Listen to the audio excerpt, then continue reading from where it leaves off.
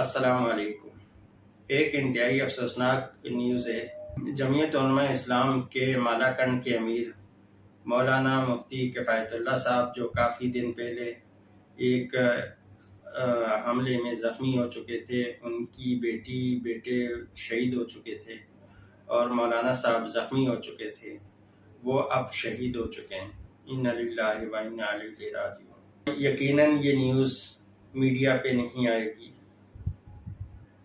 اور اگر ہمارے غلام میڈیا پہ اگر اس طرح کی کوئی نیوز آ بھی گئی تو وہ بتایا جائے گا کہ مولانا ہلاک ہو۔ اس طریقے سے ڈیلی کسی نہ کسی جگہ علماء دیوبند ہوں، علماء اہل حدیث ہوں، علماء بریلوی ہوں، ان کو ڈیلی کسی نہ کسی جگہ کوئی نہ کوئی علماء دین شہید ہوتے ہیں۔ یہ سب کچھ ہمارے اسلامی جمہوریہ پاکستان میں ہوتا ہے۔ یہاں پر کوئی معمولی سی ٹک ٹوکر یا معمولی سا کوئی اداکار، ڈانسر یا گانے والا مر جاتا ہے کسی بھی حادثے میں یا کسی بھی بیماری کی وجہ سے، ہمارے نیوز چینل اس پہ سوگ مناتے ہیں۔ چلو انٹرٹینمنٹ چینل اگر اس کی نیوز دے رہے ہیں اور وہ سوگ منا رہے ہیں تو سمجھ میں آتا ہے۔ نیوز چینل اس پہ سوگ مناتے ہیں کہ جیسے اسلامی جمہوریہ پاکستان کا بہت بڑا نقصان ہو گیا، لیکن یہاں ڈیلی کوئی نہ کوئی بڑا عالم دین شہید ہوتا ہے، اس کے حوالے سے ایک نیوز تک نہیں دیتے، اور اگر یہ بغیر جب کوئی نیوز دیتے بھی ہیں تو بتاتے ہیں کہ فلانا مولوی ہلاک ہو گیا۔ ٹک ٹوکر، کسی ڈانسر، کسی گلوکار کے حوالے سے نیوز ہوتی ہے تو